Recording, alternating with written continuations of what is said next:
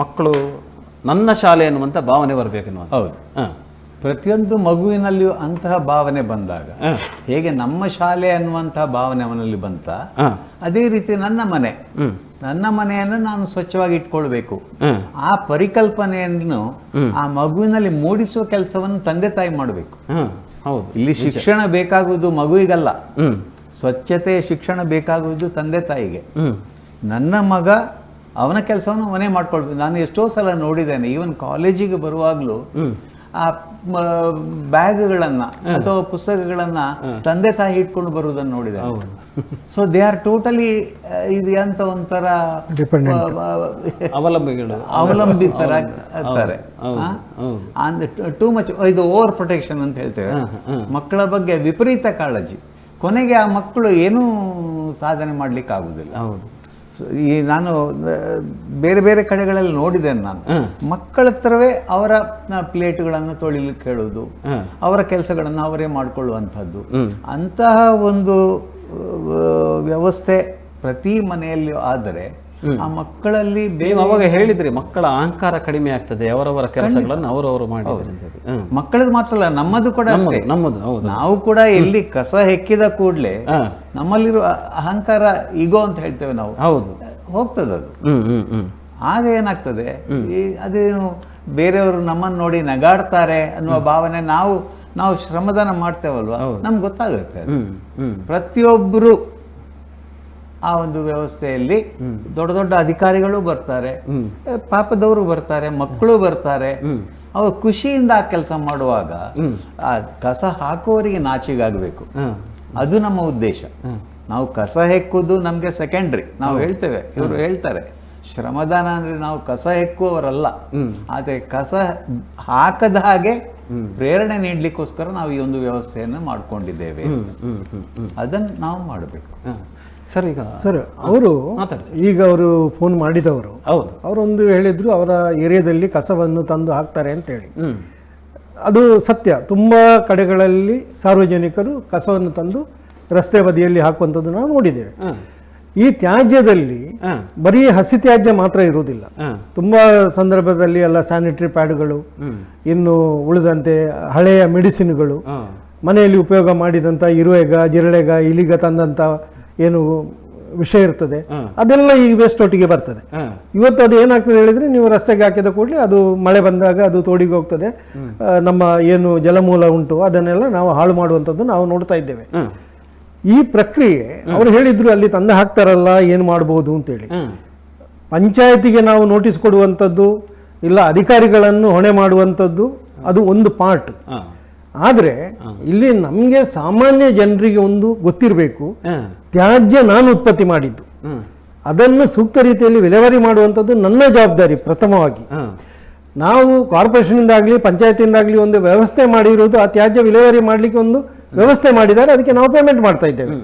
ನಾವು ಆ ವ್ಯವಸ್ಥೆ ಒಟ್ಟಿಗೆ ಸೇರಿಕೊಂಡು ಅದನ್ನು ಎಷ್ಟು ಪರಿಣಾಮಕಾರಿಯಾಗಿ ನಾವು ಮಾಡ್ಲಿಕ್ಕೆ ಆಗ್ತದೆ ಅದಕ್ಕೆ ನಾವು ಪ್ರಯತ್ನ ಪಡಬೇಕು. ಇವತ್ತು ಕಾರ್ಪೊರೇಷನ್ ಅಲ್ಲಿ ಸಾಮಾನ್ಯ ಜನ ಏನು ಮಾಡ್ಬೇಕು ಹೇಳಿದ್ರೆ, ಅಲ್ಲಿ ಅವರಿಗೆ ಮಿನಿಮಮ್ ಒಂದು ಗೊತ್ತಿರಬೇಕು, ಅವ್ರದ್ದು ಕಾರ್ಪೊರೇಟರ್ ಯಾರು, ಅವ್ರದ್ದು ಒಂದು ಕಾಂಟ್ಯಾಕ್ಟ್ ನಂಬರ್, ಅಲ್ಲಿ ಆರೋಗ್ಯ ಇಲಾಖೆಯವರು ಯಾರು, ಅವರ ಒಂದು ಕಾಂಟ್ಯಾಕ್ಟ್ ನಂಬರ್, ಯಾರು ಕಸವನ್ನು ವಿಲೇವಾರಿ ಮಾಡ್ತಾ ಇದ್ದಾರೆ ಅವರ ಒಂದು ಸೂಪರ್ವೈಸರ್ ಇದ್ದ ಒಂದು ಕಾಂಟ್ಯಾಕ್ಟ್ ನಂಬರ್, ಅದು ಇಟ್ಟುಕೊಂಡ್ರೆ ಈ ತ್ಯಾಜ್ಯ ಬಿದ್ದ ಕೂಡಲೇ ಅವರಿಗೊಂದು ಫೋನ್ ಮಾಡಿ ಹೇಳಿದ್ರೆ ಬಹುಶಃ ಇವತ್ತು ಅದು ಕ್ಲಿಯರ್ ಆಗ್ಲಿಕ್ಕಿಲ್ಲ, ಅವರಿಗೆ ಅವರದಾದಂತ ಸಮಸ್ಯೆ ಇರ್ತದೆ. ಬಹುಶಃ ನಾಳೆ ನಾಡಿದ್ದ ಆ ತ್ಯಾಜ್ಯ ಬೀಳುವಂತದ್ದು ನಿಲ್ತದೆ. ಸಾರ್ವಜನಿಕರು ಏನ್ ಮಾಡ್ಬೋದು ಹೇಳಿದ್ರೆ, ಇನ್ನೊಬ್ರು ಈಗ ನಾವು ಸರಿ ಇದ್ದೇವೆ, ಆದ್ರೆ ನನ್ನ ಮನೆ ಎದುರಲ್ಲಿ ಇನ್ನೊಬ್ಬದೊಂದು ಕಸ ಆಗ್ತಾ ಇದ್ದಾನೆ ಅಂತ ಆದ್ರೆ ಕನಿಷ್ಠ ಅವ್ರದ್ದೊಂದು ಫೋಟೋ ತೆಗೆದು ಕಾರ್ಪೊರೇಷನ್ ಅವರಿಗೆ, ಆರೋಗ್ಯ ಇಲಾಖೆಯವರಿಗೆ, ಕಮಿಷನರಿಗೆ ಕಳಿಸಿದ್ರೆ ಅವ್ರು ಆಕ್ಷನ್ ತಗೊಳ್ತಾರೆ. ಅದನ್ನು ನಮ್ಮ ಸಾರ್ವಜನಿಕರು ಮಾಡಿದ್ರೆ ಬಹುಶಃ ತುಂಬಾ ದೊಡ್ಡ ರೀತಿಯ ಬದಲಾವಣೆ ಆಗ್ತದೆ. ನೀವೊಂದು ಹೇಳಿದ್ರಿ ಬದಲಾವಣೆ ನನ್ನಿಂದಲೇ ಆಗಬೇಕು ಅಂತ. ನಾವು ಪ್ರತಿಯೊಬ್ಬರಿಗೂ ಕೂಡ ಅದಕ್ಕೆ ನಾವು ತಯಾರಿರ್ಬೇಕು. ಕೆಲವು ಸಂದರ್ಭದಲ್ಲಿ ಸ್ವಲ್ಪ ನಿಷ್ಠುರ ಎಲ್ಲ ಆಗ್ತದೆ. ನನ್ನ ಪಕ್ಕದವ, ನಮ್ಮ ಸಂಬಂಧಿಕ, ಅವನಿಗೆ ಹೇಳಲಿಕ್ಕೆ ನಮಗೆ ಸ್ವಲ್ಪ ಬೇಜಾರಾಗ್ತದೆ. ಆದ್ರೆ ನಾವು ಅದನ್ನು ಆಲೋಚನೆ ಮಾಡದೆ, ಇದು ನಮ್ಮ ದೇಶ, ನಮ್ಮ ಊರು, ನಮ್ಮ ಮನೆ, ನಮ್ಮ ರಸ್ತೆ ಅಂತ ಆಲೋಚನೆ ಮಾಡಿದ್ರೆ ಆಗ ಅದು ವ್ಯವಸ್ಥೆ ತುಂಬಾ ಚೆನ್ನಾಗಿ ನಡೀತದೆ. ಜನರಲ್ಲಿ ಅವೇರ್ನೆಸ್ ಬರ್ತದೆ. ಒಂದು ಅವೇರ್ನೆಸ್ ಬರಬೇಕು ಸರ್, ಅದರೊಟ್ಟಿಗೆ ಸ್ವಲ್ಪ ಹೆದರಿಕೆನೂ ಇರಬೇಕು. ಈಗ ಬೇರೆ ನಾವು ಹೊರಗಿನ ದೇಶಗಳಲ್ಲಿ ಅಲ್ಲಿ ನೀವು ಕಸ ಹಾಕಿದ್ರೆ ಇಮಿಡಿಯೇಟ್ ನಿಮಗೆ ದೊಡ್ಡ ಮಟ್ಟದ ಪೆನಾಲ್ಟಿ ಬರ್ತದೆ. ನಮ್ಮಲ್ಲಿ ಯಾವ ವ್ಯವಸ್ಥೆ ಇಲ್ಲ. ನಾವು ಇಲ್ಲಿ 500 ರೂಪಾಯಿಯಲ್ಲಿ ಪೆನಾಲ್ಟಿ, ಕಾರ್ಪೊರೇಷನ್ ಅಲ್ಲಿ ವ್ಯವಸ್ಥೆ ಇದೆ, 25,000 ಪೆನಾಲ್ಟಿ ಹಾಕ್ಲಿಕ್ಕೆ ವ್ಯವಸ್ಥೆ ಇದೆ ತ್ಯಾಜ್ಯವನ್ನು ನೀವು ಪಬ್ಲಿಕ್ ಪ್ಲೇಸ್ ಅಲ್ಲಿ ಸುರಿದ್ರೆ. ಆದ್ರೆ ಇವತ್ತು ನಮ್ಮವ್ರಿಗೆ ಕೂಡ ಅದರಲ್ಲಿ ಇನ್ವಾಲ್ವ್ ಆಗ್ತಾರೆ, ಒಂದಷ್ಟು ಜನ ಫೋನ್ ಮಾಡ್ತಾರೆ, ಅವರಿಗೆ ಕಮ್ಮಿ ಮಾಡಿ ಹೇಳ್ತಾರೆ. ಆ ಎಲ್ಲ ವ್ಯವಸ್ಥೆ ಇರುವುದರಿಂದ ಇವತ್ತು ನಮ್ಮಲ್ಲಿ ಪೆನಾಲ್ಟಿ ತುಂಬಾ ದೊಡ್ಡದಿಲ್ಲ, ಸಣ್ಣ ಮಟ್ಟದ ಪೆನಾಲ್ಟಿ ಆಗ್ತಾರೆ. ಎಸ್. ಈಗ ಸರ್ ರಾಜಮೋಹನ್ ಸರ್ ಇನ್ನೊಂದು ವಿಷಯ ಮಾತಾಡೋದು ಅಂತ ಹೇಳಿದರೆ, ನೋಡಿ ನಮ್ಮ ಮನಸ್ಸು ಇವಾಗ ನೀವು ಇಷ್ಟೊಂದು ಸೇವೆ ಕಾರ್ಯಕ್ರಮ ಮಾಡ್ತಾ ಇದ್ದೀರಿ, ನಾವು ನೇರವಾಗಿ ಯೋಚನೆ ಮಾಡೋದಾದರೆ ತಪ್ಪು ಯಾರೋ ಮಾಡಿದ್ದಾರೆ, ಯಾರೋ ಮಾಡಿದ ತಪ್ಪನ್ನು ನಾವು ಸರಿ ಮಾಡ್ತಾ ಇದ್ದೇವೆ. ತಪ್ಪು ನಮ್ಮಿಂದ ಆಗೋದಿಲ್ಲ, ಯಾರೋ ತಪ್ಪು ಮಾಡ್ತಾಯಿದ್ದಾರೆ, ಆ ತಪ್ಪನ್ನು ನಾವು ಸರಿ ಮಾಡ್ತಾ ಇದ್ದೇವೆ.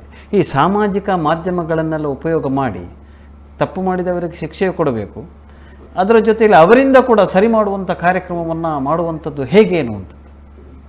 ಅದೇ ಜಾಗೃತಿ ಕಾರ್ಯಕ್ರಮಗಳನ್ನು ಮಾಡ್ತಾ ಇರಬೇಕಾಗುತ್ತೆ. ಯಾವ ರೀತಿ ಫಲಕಗಳನ್ನು ನಾವು ಹಾಕಬೇಕು ಅನ್ನುವಂಥದ್ದು. ಈಗ ಫಲಕಗಳನ್ನು ಹಾಕುವಂಥದ್ದು ಒಂದು ವಿಚಾರ, ಆದರೆ ಆ ಫಲಕಗಳು ಪರಿಣಾಮಕಾರಿಯಾಗಿ ಆ ಒಂದು ವ್ಯವಸ್ಥೆ ಮಾಡ್ಲಿಕ್ಕೆ ಆಗುತ್ತಾ ಅದನ್ನು ನಾವು ನೋಡಬೇಕು. ಉದಾಹರಣೆಗೆ ಬೀಚ್ ಸೈಡ್ ಅಲ್ಲಿ ಕಸ ಹಾಕಬಾರದು ಅಂತ ಹಾಕ್ಬೋದು, ಆದ್ರೆ ಅದರಿಂದ ಏನು ಪರಿಣಾಮ ಆಗುತ್ತೆ ಆಲೋಚನೆ ಮಾಡಬೇಕು. ಅದರ ಬದಲು ಅಲ್ಲಿ ಕಸ ಹಾಕುವವರನ್ನ ಹೋಗಿ ನೋಡಿ, ಇದು ನೀವು ಮಾಡ್ತಾ ಇರುವಂತದ್ದು ತಪ್ಪು, ಇದು ತೊಂದರೆ ಆಗುತ್ತೆ ಅಂತ ಇವರು ಹಾಗೆ ಮಾಡ್ತಾ ಇದ್ದಾರೆ, ಆಗ ಏನಾಗ್ತದೆ, ಅದು ಪರಿಣಾಮ ಬೀರ್ತದೆ. ಮಾತಾಡೋಣ ಸರ್, ಮಾತಾಡೋಣ. ಎಸ್, ನಮಸ್ಕಾರ. ಯಾರು ಮಾತಾಡೋದು, ಎಲ್ಲಿಂದ? ನಮಸ್ತೆ, ಏನಾಗುತ್ತೆ ಸೂರ್ಯಪ್ರಸಾದ್. ಏನ್ ಗೊತ್ತಾ, ಈಗ ಹೊರ ಜಿಲ್ಲೆಗಳಿಂದ ಹೊರ ರಾಜ್ಯಗಳಿಂದ ಈ ಕೋಳಿ ತ್ಯಾಜ್ಯ ಬರ್ತಾವಲ್ಲ, ಅದು ರಾತ್ರಿ ಸೀದಾ ನದಿಗೆ ಎಸೆಯುವಂತ ಕೆಲಸ ಆಗ್ತಾ ಇದೆ. ಎಲ್ಲಿ ಸರ್? ಬಗ್ಗೆ ಎಲ್ಲಿ ಸರ್? ಎಲ್ಲಿ ಈಗ ನೇತ್ರಾವತಿ ಅಕ್ಕಪಕ್ಕ ನೋಡಿ ಹೆಚ್ಚಾಗಿ ಹಾಗೆ ಮಾಡ್ತಾ ಇದ್ದಾರೆ. ಹೊರ ರಾಜ್ಯಗಳಿಂದ ಹೊರ ಜಿಲ್ಲೆಗಳಿಂದ ಬರುವ ಕೋಳಿ ತ್ಯಾಜ್ಯಗಳಿದೆ ಅಲ್ಲ, ಅದ್ರ ಬಗ್ಗೆ ಜೋಪಾನವಾಗಿ ಇದು ಮಾಡ್ಬೇಕು. ಯಾಕಂದ್ರೆ ಈ ಕಾಯಿಲೆಗಳು ಹರಡುದೇ ಅದರಿಂದ. ಅದೆಲ್ಲ ಯಾವ ಸಮಯಕ್ಕೆ ಆಗ್ತಾ ಇದೆ ಸರ್? ಎಲ್ಲಿ ಆಗ್ತಾ ಇದೆ? ಏನಾದ್ರು ರಾತ್ರಿ ಸಾಧಾರಣ ಎಷ್ಟು ಗಂಟೆಗೆ? ರಾತ್ರಿ ಹೊತ್ತಲ್ಲಿ ಸಾಧಾರಣ ನಿಮ್ಗೆ ಎಲ್ಲ ವ್ಯವಹಾರಗಳು ನಡೀತಾ ಇರ್ತವೆ. ಇನ್ನೊಂದು ಏನಪ್ಪಾ ಅಂದ್ರೆ ನೋಡಿ, ಅದು ಈಗ ನಾವು ಇದು ಮಾಡ್ತಿದ್ದೇವಲ್ಲ, ಅಲ್ಲಿ ಕಸ ಎಲ್ಲ ತ್ಯಾಜ್ಯ ಎಲ್ಲ ಬಿಸಾಡ್ತಾರಲ್ಲ, ಅಲ್ಲಿ ಸಿಸಿ ಕ್ಯಾಮರಾ ಎಲ್ಲ ಅಳವಡಿಸಿ ಅವರಿಗೆ ಒಂದು ನೋಟಿಸ್ ಕೊಡುವಂತ ಕೆಲಸ ಮಾಡಿದ್ರೆ ಅಥವಾ ಪೆನಾಲ್ಟಿ ಹಾಕುವಂತ ಕೆಲಸ ಮಾಡಿದ್ರೆ ಬಾರಿ ಒಳ್ಳೇದು. ಈಗ ಕೆಲವು ಸಂಘಟನೆಗಳು ಇದೆಯಲ್ಲ, ಆ ಸಂಘಟನೆಯವರು ಕೂಡ ಕೆಲವು ಅವರ ಊರಿನ ಇದನ್ನ ಅವರು ಸ್ವಲ್ಪ ಜಾಗೃತಿಯಾಗಿ ತಗೊಳ್ಬೇಕು. ಯಾಕಂದ್ರೆ ಈ ಜವಾಬ್ದಾರಿಗಳನ್ನ ಅವರು ಕೂಡ ತಗೊಳ್ಬೇಕು.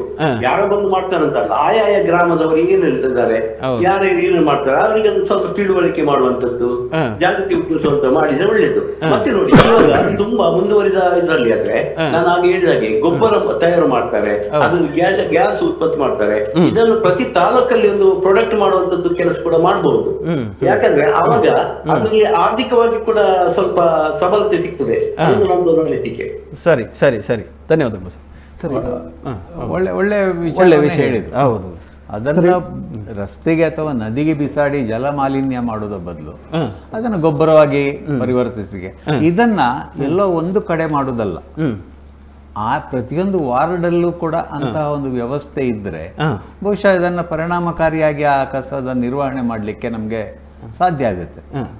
ಸರ್, ಈಗ ಸತೀಶ್ ಸರ್ ಹೇಳಿದ್ರು, ರಾಜಮೋಹನ್ ಸರ್, ಬೀಚ್ ಸೈಡಲ್ಲೆಲ್ಲ ಒಂದಿಷ್ಟು ಕಸ ಎಲ್ಲ ಬಿಸಾಡಿದಾಗ ನೀವು ಹೋಗಿ ಅವರಿಗೆ ಒಂದಿಷ್ಟು ಮನವರಿಕೆ ಮಾಡಿದ್ದೀರಿ. ಆ ಸಮಯದಲ್ಲಿ ಆಗುವಂತಹ ನಿಷ್ಠುರ ಕೂಡ ಇರ್ಬೋದು. ಇಲ್ಲ, ಅದು ನೋಡಿ, ನಾವು ಒಬ್ಬ ಕಸ ಹಾಕಿದ ಅವರಿಗೆ ನಾವು ಹೇಳಿದ ಕೂಡಲೇ ಅವರು ಅದನ್ನು ಪಾಸಿಟಿವ್ ಆಗಿ ತಗೊಳ್ತಾರೆ ಅಂತ ನಮಗೆ ಇಲ್ಲ. ಆದ್ರೆ ಅವರಿಗೆ ನಾವು ಸ್ವಲ್ಪ ಮನವರಿಕೆ ಮಾಡಿ ಕೊಟ್ರೆ ಖಂಡಿತ ಬದಲಾವಣೆ ಆಗ್ತದೆ. ಇವತ್ತು ಬೀಚ್ ಸೈಡ್ ಅಂತ ಹೇಳುವಂಥದ್ದನ್ನು ನಮ್ಮ ಕಂಟ್ರೋಲ್ ಅಲ್ಲಿ ಇಲ್ಲ ಸರ್. ಯಾಕೆ ಹೇಳಿದ್ರೆ ನಾವು ಅಧಿಕಾರಿಗಳಲ್ಲಿ ನಾವು ತುಂಬಾ ಸಲ ರಿಕ್ವೆಸ್ಟ್ ಮಾಡಿದೆವು, ಪ್ರತಿ ಪಂಚಾಯತ್ನವರು ಆ ಪಂಚಾಯತಿಂದ ಹೊರಗೆ ಹೋಗುವಂತ ತೋಡು ಇರ್ಬೋದು, ಸಣ್ಣ ನದಿ ಇರ್ಬೋದು, ತೊರೆ ಇರ್ಬೋದು, ಅಲ್ಲಿಂದ ಆ ಪಂಚಾಯತಿಂದ ಪ್ಲಾಸ್ಟಿಕ್ ಆಗಲಿ ಒಣ ಕಸ ಆಗಲಿ ಹೊರಗೆ ಹೋಗೋದಾಗಿ ನೋಡಿದ್ರೆ ನಮ್ಮ ಬೀಚಲ್ಲಿ ಇವತ್ತು ಕಸವೇ ಇರುವುದಿಲ್ಲ. ಅದಕ್ಕೆ ಬೇಕಾದ ವ್ಯವಸ್ಥೆ ಇದೆ. ಈಗ ಕಬ್ಬಿನದ್ದು ರೋಪ್ ಹಾಕಿಕೊಂಡು ಮೇಲಿಂದ ಪ್ಲಾಸ್ಟಿಕ್ ನೆಟ್ ಹಾಕಿಕೊಂಡು ತುಂಬಾ ಕಡೆಯಲ್ಲಿ ನಾವು ನೋಡಿದ್ದೇವೆ. ಮಳೆಗಾಲದಲ್ಲಿ ಕಸ ಬರುವುದನ್ನು ಅಲ್ಲೇ ಸಂಗ್ರಹ ಮಾಡಿ ಆ ಪಂಚಾಯತ್ನವರು ಸಂಗ್ರಹ ಮಾಡಬೇಕು, ಆ ಪಂಚಾಯತಿದ್ದು ಕಸ. ಹಾಗೆ ಮಾಡಿದ್ರೆ ನಮ್ದು 1 ತಿಂಗಳ ಒಳಗೆ ನಮ್ಮ ಎಲ್ಲ ಬೀಚುಗಳು ಕ್ಲೀನ್ ಆಗಿ ಆಗ್ತದೆ. ಬಹುಶಃ ನಾವು ಇಲ್ಲಿ ಹೋಗಿ ಹೆಕ್ಕುವಂಥದ್ದು ಕಸ ಏನು ಹೇಳಿದ್ರೆ, ಉಪ್ಪಿನಂಗಡಿಯಲ್ಲಿಯ ಬೆಳ್ತಂಗಡಿಯಲ್ಲಿಯ ಯಾರೋ ತೋಡಿಗೆ ಹಾಕಿದ ಕಸವನ್ನು ನಾವು ಇಲ್ಲಿ ಬೀಚಲ್ಲಿ ಹೆಕ್ತಾ ಇದ್ದೇವೆ. ಅದು ನಮ್ದು ಪರಿಸ್ಥಿತಿ. ತುಂಬ ಸಮಯದಲ್ಲಿ ನಾವು ಈ ಸ್ವಚ್ಛತಾ ಕಾರ್ಯಕ್ರಮಗಳು ಮಾಡುವಾಗ ಕೆಲವರನ್ನು ನಾವು ಕಸ ಹಿಡ್ಕೊಂಡು ಬಂದು ರಸ್ತೆಗೆ ಹಾಕಿದವರಲ್ಲಿ ತೆಗೆಸಿದ್ದುಂಟು, ಪೆನಾಲ್ಟಿ ಹಾಕಿಸಿದ್ದುಂಟು. ರಾತ್ರಿ 11:30 ಗಂಟೆಗೆ ಆರೋಗ್ಯ ಇಲಾಖೆಯವರನ್ನು ಕರೆಸಿ ನಾವು ಪೆನಾಲ್ಟಿ ಹಾಕಿಸಿ ಅವರಿಂದ ತೆಗೆಸಿದ್ದುಂಟು. ಆದರೆ ಅದು ಎಲ್ಲರೂ ಅದನ್ನು ತುಂಬ ಪಾಸಿಟಿವ್ ಆಗಿ ತಗೊಳ್ತಾರೆ ಅಂತ ನಮಗೆ ನಂಬಿಕೆ ಇಲ್ಲ. ಆದರೆ ಅದನ್ನು ನೋಡಿ ತುಂಬ ಜನ ಬದಲಾಗ್ತಾರೆ. ಹೌದು ಹೌದು, ಯಾರು ಕಸವನ್ನು ಹಾಕ್ತಾ ಇದ್ದಾರೆ ಅವರಲ್ಲಿ ತುಂಬ ಬದಲಾವಣೆಗಳು ಖಂಡಿತ ಬರ್ತದೆ. ಅದು ನಾವು ನೋಡಿದ್ದೇವೆ ಇಷ್ಟು ದಿವಸಗಳಲ್ಲಿ. ಎಸ್. ಮತ್ತು ರಾಜಮೋಹನ್ ಸರ್, ಈಗ ಒಂದಿಷ್ಟು ಶೈಕ್ಷಣಿಕ ಕೇಂದ್ರಗಳಲ್ಲೂ ಕೂಡ ಒಂದಿಷ್ಟು ಇದರ ಬಗ್ಗೆ, ಪರಿಸರ ಮಾಲಿನ್ಯದ ಬಗ್ಗೆ ಒಂದಿಷ್ಟು ಪ್ರಬಂಧ ಸ್ಪರ್ಧೆಯನ್ನು ಏರ್ಪಡಿಸುವಂಥದ್ದು, ಇನ್ನಷ್ಟು ಅವರಿಗೆ ಜಾಗೃತಿ ಮೂಡಿಸುವಂಥದ್ದು, ಅದರ ಒಂದು ಕಾಂಪಿಟೇಷನ್ಸ್ ಮಾಡುವಂಥದ್ದು ಅಥವಾ ಅಣಕು ಪ್ರದರ್ಶನ ಆ ರೀತಿ ಒಂಥರ ಮಾಡುವಂಥದ್ದು, ಯಾವ ರೀತಿಯ ಐಡಿಯಾಸ್ಗಳನ್ನೆಲ್ಲ ತಾವು ಒಂದು ಗುರುಗಳಾಗಿ ಶಿಕ್ಷಕರಿಗೆ ಕೊಡಬಹುದು? ಅಲ್ಲ, ಅಂತಹ ಕಾರ್ಯಗಳು ಸಾಮಾನ್ಯವಾಗಿ ಪ್ರತಿಯೊಂದು ಶಾಲಾ ಕಾಲೇಜಿನವರು ಮಾಡ್ತಾರೆ. ಅವ್ರಿಗೆ ಕೂಡ ಇದೊಂದು ಈ ಸಮಸ್ಯೆ ಅನ್ನುವಂಥದ್ದನ್ನು ಅವರು ಅರಿತುಕೊಂಡಿದ್ದಾರೆ ಮತ್ತು ಈ ಒಂದು ಜಾಗೃತಿಯನ್ನ ಮಕ್ಕಳಲ್ಲಿ ಮೂಡಿಸುವ ಹಾಗೆ ಕಾರ್ಯಕ್ರಮಗಳನ್ನು ಅವರು ಹಮ್ಮಿಕೊಳ್ತಾ ಇದ್ದಾರೆ. ಉದಾಹರಣೆಗೆ ನಾವು ಇಲ್ಲಿ ಆರಂಭದ ದಿನಗಳಲ್ಲಿ ಇಲ್ಲಿ ಎಲ್ಲ ಶಾಲೆಗಳನ್ನು ಒಟ್ಟು ಸೇರಿಸಿ ಒಂದು ಅವೇರ್ನೆಸ್ ಕಾರ್ಯಕ್ರಮ, ಯಾವ ಡ್ರಾಯಿಂಗ್ ಕಾಂಪಿಟೇಷನ್, ಸಾಧಾರಣ ನಮ್ಮ ಒಂದು ಮಿಸ್ಬಾ ಕಾಲೇಜ್ನಲ್ಲಿ ಸಾಧಾರಣ 200ಕ್ಕಿಂತಲೂ ಹೆಚ್ಚಿನ ಶಾಲೆಯ ಮಕ್ಕಳು ಅವರು ಆ ಡ್ರಾಯಿಂಗ್ಗಳನ್ನು ಬಿಡಿಸಿ ಅವುಗಳನ್ನು ನಾವು ಡಿಸ್ಪ್ಲೇ ಮಾಡಿದ್ದೆವು. ನಾವು ಅಂತಹ ಮಕ್ಕಳಲ್ಲಿ ಆ ರೀತಿಯ ಜಾಗೃತಿಯನ್ನು ಮಾಡಬಹುದು ನಾವು. ಮತ್ತೆ ಶ್ರಮದಾನಗಳು ನಮ್ಮ ರಾಷ್ಟ್ರೀಯ ಸೇವಾ ಯೋಜನೆಯ ಒಂದು ಪ್ರಮುಖವಾದ ಯೋಜನೆಯಾಗಿದೆ. ಅವರು ಈಗ ನಮ್ಮೊಟ್ಟಿಗೆ ಕೂಡ ಆ ಮಕ್ಕಳು ಬಂದು ಸೇರ್ಕೊಳ್ತಾರೆ. ಸೊ ಆ ರೀತಿಯಲ್ಲಿ ಅವರಲ್ಲಿ ನೇರವಾಗಿ ಎಲ್ಲಾದರೂ ಇಂಡೈರೆಕ್ಟ್ ಆಗಿ ಅವರ ಆ ಜಾಗೃತಿ ಮೂಡ್ತದೆ. ಈಗ ಸರ್, ಶ್ರಮದಾನ ಮಾಡುವಾಗ ಇಂತಿಷ್ಟು ವ್ಯಾಪ್ತಿ ಅಂತ ಹೇಳಿ ನೀವು ಡಿಸೈಡ್ ಮಾಡಿರ್ತೀರಿ. ಆ ವ್ಯಾಪ್ತಿಯನ್ನು ಕ್ರಮೇಣವಾಗಿ ಹೆಚ್ಚು ಮಾಡುವಂಥ ಅಥವಾ ಸದಸ್ಯರು ಹೆಚ್ಚು ಮಾಡಿ ಅಲ್ಲ, ಅದೇನು ಗೊತ್ತಾ, ಈ ಕಾರ್ಯಕ್ರಮ ನಾಗರಿಕ ಸಲಹಾ ಸಮಿತಿ ಒಂದು ಸಣ್ಣ ಸಂಸ್ಥೆ. ಹೌದು ಹೌದು, ಕರೆಕ್ಟ್. ಅಂತಹ ಸಂಸ್ಥೆಗಳು ಪ್ರತಿಯೊಂದು ಗ್ರಾಮಗಳಲ್ಲೂ ಹುಟ್ಟಿಕೊಳ್ಬೇಕು ಮತ್ತು ಅವರ ಅಲ್ಲಿ ಅಸೋಸಿಯೇಷನ್ಗಳಿದ್ದಾವಲ್ವ, ಅವರು ಆ ಕೆಲಸವನ್ನು ತಗೊಂಡ್ರೆ ಆಯ್ತು. ಆಗೇನಾಗ್ತದೆ, ಸರ್ವೇ ವ್ಯಾಪ್ತಿ ಆಗ್ತದೆ. ನಾವು ನಮ್ಮ ಸಂಘ ಸಂಸ್ಥೆಗಳಿಗೆ ಹೇಳುದಷ್ಟೇ, ನೀವು ಅದನ್ನ ಆರ್ಗನೈಸ್ ಮಾಡಿ, ನಾವು ನಿಮ್ಮೊಟ್ಟಿಗೆ ಬಂದು ಸೇರ್ಕೊಳ್ತೇವೆ. ಆಗೇನಾಗ್ತದೆ, ಅದು ಅವರ ಕಾರ್ಯಕ್ರಮ ಆಗ್ತದೆ, ಆ ಪರಿಸರದ ಕಾರ್ಯಕ್ರಮ ಆಗ್ತದೆ. ಇಲ್ಲಿ ಉದಾಹರಣೆಗೆ ಮಾರುತಿ ನಗರ ಅಂತ ಇದೆ, ಅಲ್ಲಿಯ ಬೇರೆ ಬೇರೆ ಸಂಘ ಸಂಸ್ಥೆಯವರನ್ನು ಸೇರ್ತಾರೆ. ಒಂದು ದಿವಸ ಅವರು ಆ ಒಂದು ಕಾರ್ಯಕ್ರಮವನ್ನು ಹಮ್ಮಿಕೊಳ್ತಾರೆ. So it becomes their own program. Correct. ಮಾತಾಡುವ ಸರ್, ಅದೇ ಮಾತಾಡಿ ಮುಂದುವರಿಸ್ತೇವೆ. ಅದಕ್ಕೂ ಮೊದಲೇ ನಮ್ಮೊಂದಿಗೆ ನೇರ ಪ್ರಸಾರದಲ್ಲಿ ನಿಕಟಪೂರ್ವ ಸದಸ್ಯರು ಆಗಿರುವಂಥ ಮಂಗಳೂರು ಮಹಾನಗರ ಪಾಲಿಕೆಯ ನಿಕಟಪೂರ್ವ ಸದಸ್ಯರಾಗಿರುವಂಥ ವರುಣ್ ಚೌಟ ಅವರಿಗೆ ನಾವು ಕರೆ ಮಾಡಿದ್ದೇವೆ. ಅವರೀಗ ನಮ್ಮೊಂದಿಗೆ ಮಾತಾಡ್ಲಿಕ್ಕಿದ್ದಾರೆ, ಸೇರ್ಕೊಳ್ಳಿಕ್ಕಿದ್ದಾರೆ. ಸರ್ ನಮಸ್ತೆ, ವರುಣ್ ಚೌಟ ಸರ್. ನಮಸ್ತೆ. ನಮಸ್ತೆ. ನಮಸ್ತೆ ಸರ್, ಈಗ ನಾವು ಸ್ವಚ್ಛತೆಯ ಬಗ್ಗೆ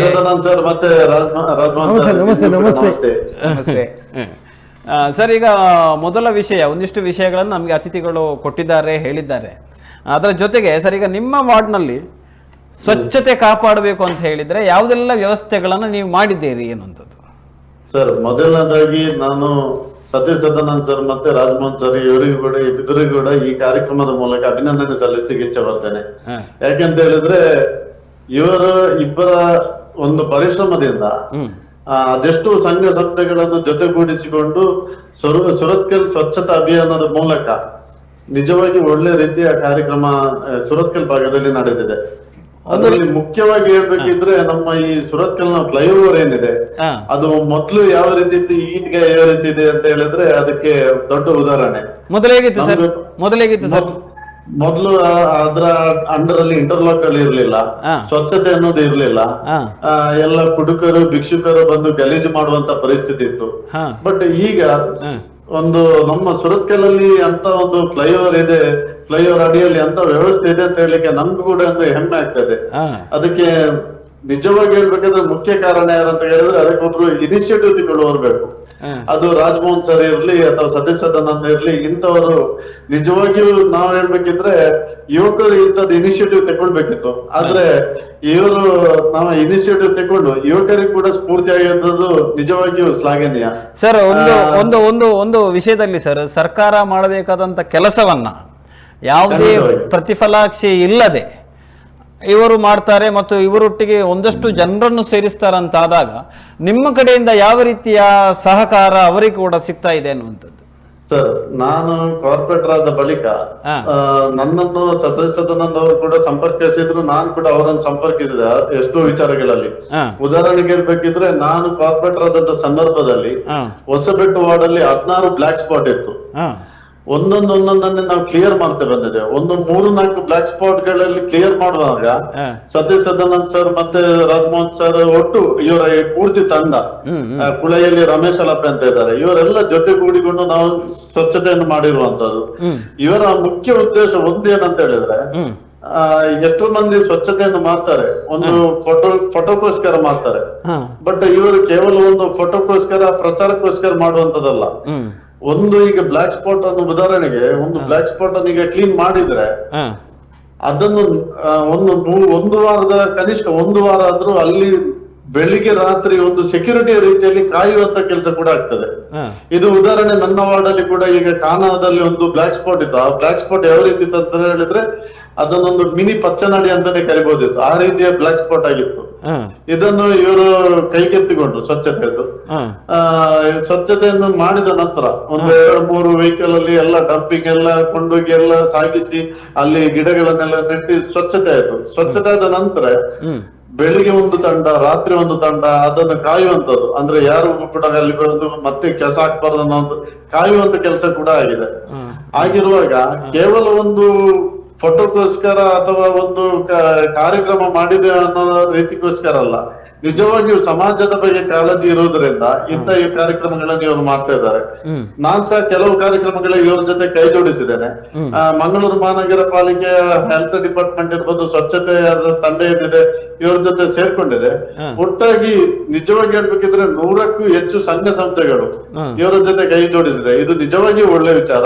ಸುರತ್ಕಲ್ನ ಬೆಳವಣಿಗೆಗೆ, ಸುರತ್ಕಲ್ ಒಂದು ಸ್ವಚ್ಛತೆಗೆ ಇದೊಂದು ನಿಜವಾಗಿಯೂ ಎಲ್ಲ ಸಂಘ ಸಂಸ್ಥೆಗಳು ಕೈ ಜೋಡಿಸಿರುವಂತದ್ದು ನಿಜವಾಗಿಯೂ ಹೆಮ್ಮೆಯ ವಿಚಾರ.